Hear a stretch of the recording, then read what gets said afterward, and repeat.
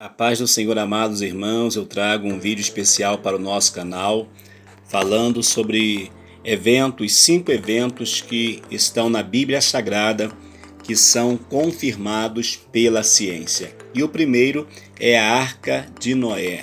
4 alunos de física da Universidade de Leicester, na Inglaterra, decidiram investigar a possibilidade da Arca de Noé flutuar enquanto carregava um par de cada espécie de animal.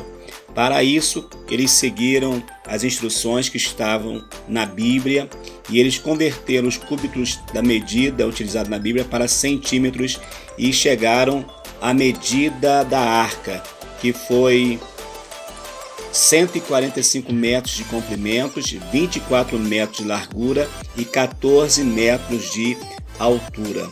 Eles chegaram então a esta afirmação e eles, entendendo a madeira de gofer, que foi a madeira que Deus determinou a Moisés que fizesse a arca, eles encontraram uma madeira parecida com o gofer, que é o cipreste, e chegaram à conclusão de que a arca ela pesaria 1.280.000 quilos, e com isso ela poderia carregar 51 milhões de quilos.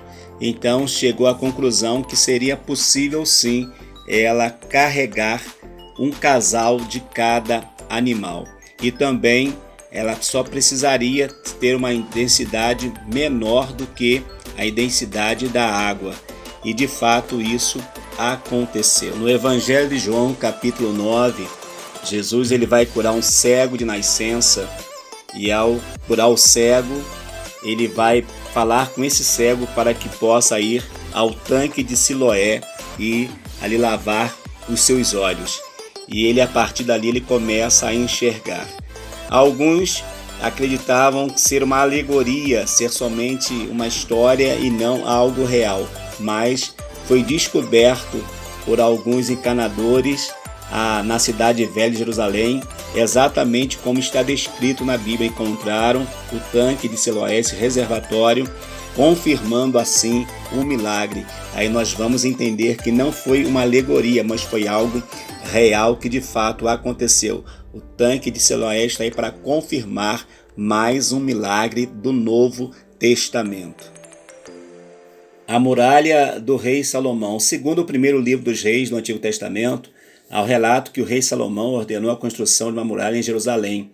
E em 2010, uma parte da construção foi encontrada durante uma escavação conduzida pela Universidade Hebraica de Jerusalém. A muralha possuía 70 metros de comprimento e 6 metros de altura, e além dela foram escavadas uma guarita de segurança e uma torre. Para aqueles que negam a história bíblica, negam que a Bíblia de fato é a palavra de Deus e está nela, o que está nela é a verdade, fica aí esta comprovação de que a Bíblia é a palavra de Deus.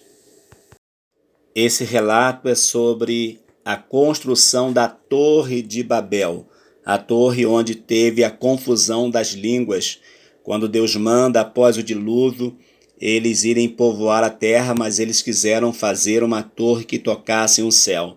Então Deus vai trazer a confusão das línguas. E eles encontraram uma pedra que está exatamente como está descrito na palavra do Senhor nosso Deus, e mostra as camadas, as 7 camadas que teria essa torre, e também a imagem daquele que foi o responsável por essa torre, por essa construção. Por mais que as pessoas não queiram acreditar, a palavra de Deus é a verdade.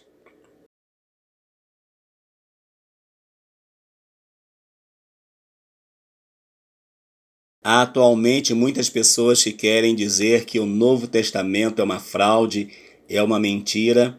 Está aí, encontraram uma pedra tempos atrás, que nessa pedra é uma alusão a Pôncio Pilatos. E segundo a Bíblia, Pôncio Pilatos foi o responsável pela prisão e também pela execução do nosso Senhor e Salvador Jesus Cristo. É Pôncio Pilatos que vai dizer assim: eu lavo as minhas mãos. na pedra encontrada no anfiteatro está escrito assim: Pôncio Pilatos, prefeito da Judéia, dedicou ao povo de Cesareia um templo em honra a Tibério. Este último fato que eu trago para vocês é falando sobre o nosso Senhor e Salvador Jesus Cristo. Todos nós sabemos que aquela cruz que Jesus foi morto não era para ele. Aquela cruz tinha um dono, e o dono daquela cruz era Barrabás. Mas quando eles lançam sorte sobre Jesus ou Barrabás, eles preferem então soltar a Barrabás e prender a Jesus. E não daria tempo deles fazerem uma outra cruz, então Jesus ele vai ficar com a cruz que era de Barrabás. E Barrabás, por ser maior do que o Senhor Jesus, quando eles prendem a mão do Senhor Jesus de um lado e vai prender de outro, não deu tamanho. Foi necessário deslocar o braço do Senhor Jesus para que ele conseguisse ser preso. Isso nos fala o quê? E quando nós olhamos para essa narrativa, nós vamos ver que Barrabás, o seu nome significa filho de Aba.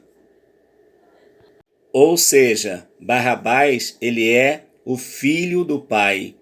E aqui nós vemos exatamente o filho do Pai, chamado Jesus, assumindo o nosso lugar, a nossa culpa, para que nós tivéssemos o direito à salvação. Que Deus te abençoe em nome de Jesus.